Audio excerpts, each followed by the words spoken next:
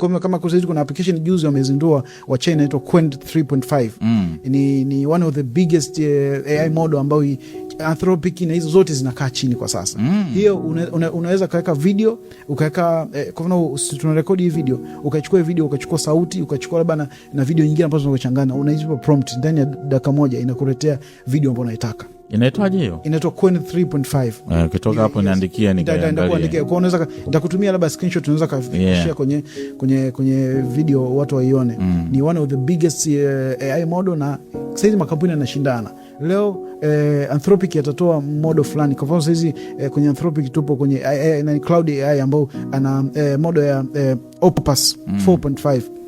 na tukiingia kwenye 5 alitoa 5 Fable, na hizo zote ni kuangalia ni model kubwa sana ambazo zinasoma parameters nyingi. Na sasa hizi kuna kitu tumeshaingia kwenye teknolojia ya agent AI. Sasa hizi mimi tunaongea hapa, lakini mimi na wafanyakazi wangu maroboti zaidi ya 10 yanafanya kazi za wateja, yanaposti kwenye social media, yanatengeneza proposal, yanajibu email. Sasa hizi ukinitumia message, nadhani ushakujaribu kwa siku umenitumia message ikakujibu.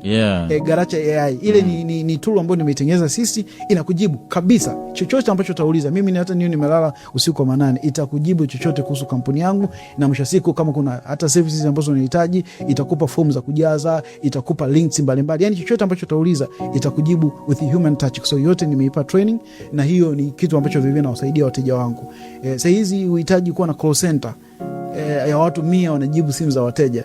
Mradi kuna baadhi ya vitu ambavyo binadamu lazima ahusike. So tunapoelekea huko, vitu vyote hizi system ambazo tunatengeneza zitakuwa na akili zaidi ya binadamu.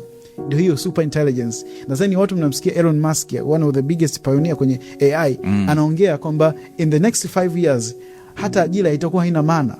Kutakuwa hakuna haja ya kufanya kazi, hela itakuwa na maana. Anamaanisha kwamba robots zitakuwa zinafanya kazi.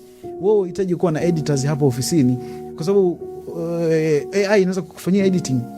Umeelewa? Sasa kuna robot camera, sisi tuna kamera ambazo ungetakiwa kuwa na operators ya wako hapa, wanachukua huko na badilisha huko, lakini AI inasaidia. Hizi kamera zina sense movement, zina sense sauti, na mwisho siku zinaweza zikakupa nafasi ya kuweza kuedit before kitu kijenda hewani. Sasa hiyo yote ni nafasi ya AI ambapo tukiamua Tanzania bado tuna changamoto kwamba hatuamini kwanza Watanzania wenzetu, lakini vivyo hatuamini kwamba hii AI imeshakuja. AI inakuja kuondoa nafasi za kazi wengi sana. Mwaka 2030, mimi sio nabii, lakini watu ambao tunafanya predictions za kwamba Tanzania kwanza tutakuwa tumeathirika kwa kiasi kubwa cha kiwango kikubwa cha watu kupoteza kazi kupitia AI. Mimi kama agency nilikuwa na watu zaidi ya 30, lakini kwa sasa nimebukizwa na watu 8 tu ofisini kwangu. Watu kazi zote nyingi zinafanyika kwa AI. Sihitaji kuwa na copywriter. Unafahamu copywriter? Mtu anayetengeneza copy za matangazo au captions. Sasa caption, kwa nini umwajiri mtu unamlipa 800 milioni wakati AI unamlipa $20 au $17? Inakupa captions za hatari kabisa. Sasa inakupa mpaka recommendation kwamba bana, katika caption 10 chagua hii na hii inaenda. The same kwenye upande wa proposal. Unatakiwa labda umpata kazi ya mteja, uwe na timu ya creative wanakaa pale, sijui huyu ni creative designer, huyu creative director, sijui huyu art director, huyu sijui ni nani. Yani kuna timu zaidi ya watu 5 ambao watu wanadiscuss the same. Lakini sasa hizi kwa sababu mimi models zangu nimezicreate zinafanya kazi nisha train kwamba we are agency ya marketing, wateja wetu ni wa AI. Kwa hata nikimpa prompt anatengeneza kitu kama vilivyo. Sihitaji kuwa na finance team. Najua sasa hizi kuna issues za reconciliation ya benki, sijui TRA, sijui na nini. Na uzo wake sasa hata TRA wenyewe wamekuja na mfumo ambao unasomana na mitandao mingine. Sasa mifumo inasomana, lakini hiyo mifumo inasomana kupitia AI. Kwamba wewe ukiingiza account zako benki, au hitaji vile kufuatilia kwamba tunaomba account ya Sky wajue na shilingi ngapi, au ameweza kufanya nini inaitwa compliance, vitu kama hivyo. Kuna hiyo system ambayo inasaidia vitu vingi sana, upande wa HR, upande wa production, upande wa operations, upande wa project. Kwa sababu hizi una project hapa ndani, unataka labda umanage watu 10, huhitaji kwamba hawa watu 10 wakaje ofisini. Sasa kuna tool moja inaitwa Odoo, nadhani nimeshaona matangazo yake, au Zoho. Ni one of the best ERP na CRM platform ambazo zinatumia AI na zipo open source, kwamba unazi create mwenyewe, unazi custom kulingana na mahitaji yako. Lakini hivyo yote inasaidia kwanza utendaji wa kazi, lakini vile inaboresha utendaji wa kazi kwa haraka zaidi, lakini vile inaangalia kupunguza gharama ambayo ungelipa watu ambao ni kawaida.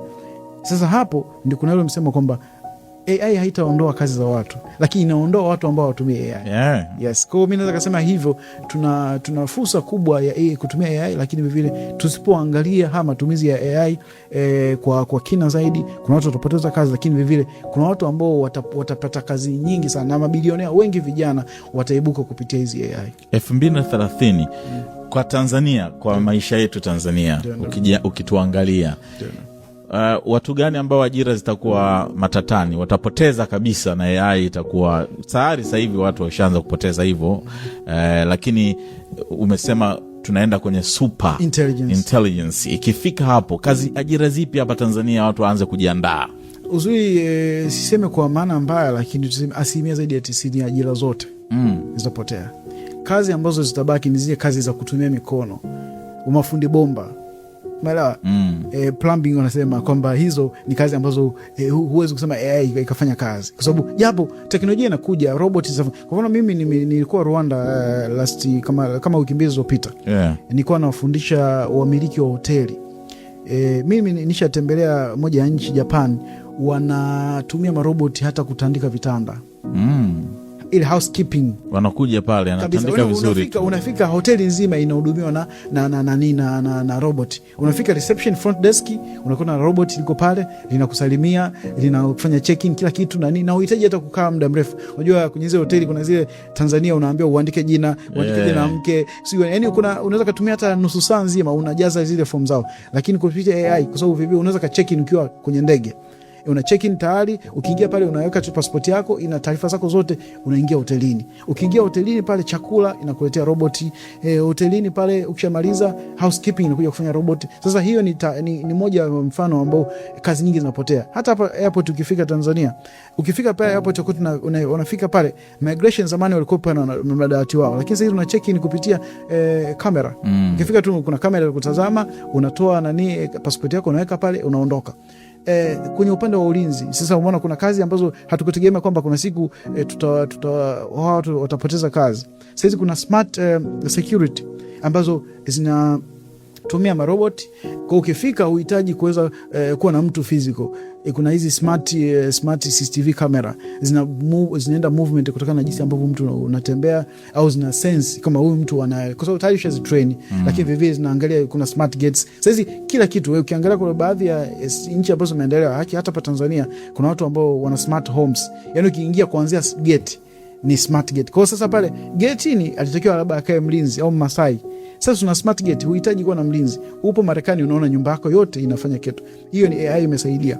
Lakini mwisho siku kuna baadhi ya kazi ambazo kiukweli zimeanza kupotea, kama mtu wanasema watunza data wale. Zamani mtu anasoma kabisa bachelor of data analysis. Data analysis sasa kupitia AI unafanya vizuri sana, na hata kama hujasomea. The same kwenye kozi kama za computer science. Mtu anasoma mpaka labda masters ya computer science, akajifunza labda kufanya coding. Sasa kupitia AI, kupitia hizi platform kama ChatGPT, Cloud na Gemini, zina sehemu ambapo kwa mfano kama Cloud ina Cowork ambayo au Anthropic ile wametengeneza ile Cloud Code. Kwa unaweza kutengeneza website yoyote, sio website tu, application yoyote kupitia prompt ambayo unaweza kufanya ndani ya nusu saa tu. Website ambayo zamani kampuni zilikuwa zinachajiwa zaidi ya $10,000, sasa hizi unaweza kutumia ChatGPT ukatengeneza hiyo website. Kwa sasa umeangalia watu ambao wako na computer science wamepoteza. Watu wanatengeneza animations. Zamani tulikuwa tunacharge. Mtu akisema animation tu 1 minute, tunaweza ushakutana na watu. Bwana 1 minute anakuambia $3 million. Na hiyo kazi inaweza kufanyika wiki nzima, au sio wiki nzima, mwezi mzima. Mimi nakumbuka tulikuwa tunatengeneza zile show za Clouds. Tulikuwa tunatumia hata mwezi mzima kwa show labda ya wiki show wiki moja. Kwa hiyo imesaidia sana, kwanza kuhakikisha kwamba vijana wengi ambao wanatumia hizi AI kwamba lazima hicho kitu ambacho unakiprompt ukifahamu. Kwa mtu yote ambaye anajua kwamba anatumia AI katika kufanya kazi yake haitapotea, lakini mwisho siku itamuongezea fursa. Kama wewe ni mtangazaji, sasa hizi najua hapo utakiwa labda kuwa na, kama nilivyosema, utakiwa kuwa na operators wa kamera, utakiwa kuwa na labda wapiga picha na vitu kama hivyo. Wale watu wote sasa wamekutumia teknolojia wameondoka, lakini kama angeza wale wangeza kutumia teknolojia kuhakikisha kwamba wanaboresha kazi zao. Kingine kwamba matumizi ya AI yanaangalia vivile na mahitaji yako. Mahitaji yetu wa Tanzania ni yapi? tunatatua matatizo yapi? Lazima tuangalie, tuna matatizo mengi ya kiafya, changamoto za kielimu. Sasa kuna shule ambazo mpaka sasa elimu hizi kupitia mtandao zingeweza kufika, lakini je, sisi kama Watanzania tunajua AI, tujisikia ambapo tutatumia hizi mifumo kufikishia kule elimu? Saizi kuna hizi smart boards ambazo mwalimu anaweza kaa yupo hapa da akafundisha Kigoma, akafundisha Kagera, akafundisha Mwanza, akafundisha Shinyanga kwa muda mmoja, lakini AI na watu wakauliza maswali na AI ikasaidia kuhakikisha kwamba wale watu wakawasiliana, lakini vivyo kuwa na interaction kama wapo darasa moja. Yeah.